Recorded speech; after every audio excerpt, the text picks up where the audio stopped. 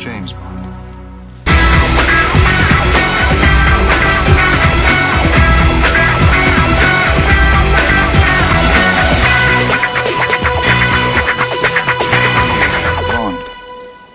James Bond. As a lot of you know, F.E.A.R 2 has been out for quite some time already, almost about a month. I actually wanted to get this impression video done before the game came out because the demos came out before the game was released. But due to my procrastination and lack of getting anything done in a certain time span, it kind of got put off. So consider this video my belated impressions on the F.E.A.R 2 demo for both the 360 and the PS3 versions. And I've gotta say, I actually had a lot of fun with it. It's one of those demos that's still very fun to play through even after your 4th or 5th run through of it. In case you haven't noticed, I'm going to be showing both footage from the PS3 and 360 versions for comparison reasons, and pretty much that's about it. Now then, let's begin with the graphics. For both the PS3 and 360, the graphics are pretty damn great. It's definitely a step up from the first F.E.A.R game. The character models have been improved, the environments look a bit better, the weapon models look awesome, and it also has some great lighting effects and explosions.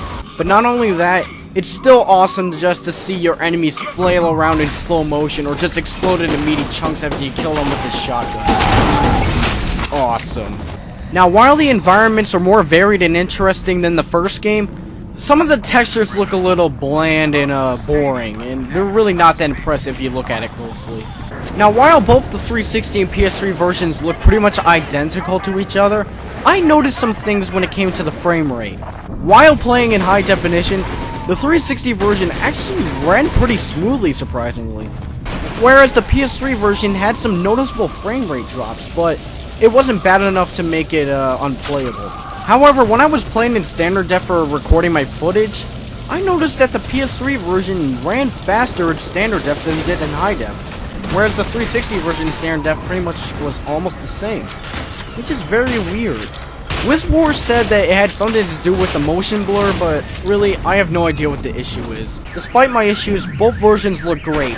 It may not be the best looking game out there, like say, this game right here, but it's good enough and really, it's pretty damn good graphically, to be honest. As for the sound design, it's pretty damn good. The guns sound very powerful and seems like they can pack a punch. Combine that with whizzing bullets and explosions, and you got one very awesome sounding firefight. The voice work is decent, but it's really nothing special. As for the music, it contains some okay battle music. It also has excellent creepy ambient music during the scary parts of the game. However, one certain audio glitch happened to me one day when I was playing the demo. I don't remember which version it was, but what happened was I couldn't hear any of my guns firing. Instead, I could just hear the bullets hitting the wall after firing. I don't know what caused the glitch, but hopefully the full version has that fixed. But overall, the audio design is great. Now then, how does the gameplay stack up? In a word, fun. Just like the first F.E.A.R, the firefights are fun and very entertaining to play. And it's still fun as hell to obliterate your enemies and take them down all in slow motion. But if there's one thing I can tell you, the best part about the demo was definitely driving the mech suit. It is just awesome to destroy all the helpless enemies that really have no chance to fight back. Well, maybe except for the mechs and the rocket launcher guys. Oh, and I hate the rocket launcher guys. You faggots! As for the controls, if you played other shooters for a while, you might have to get used to this control scheme. Especially when trying to remember how to do certain kung fu moves.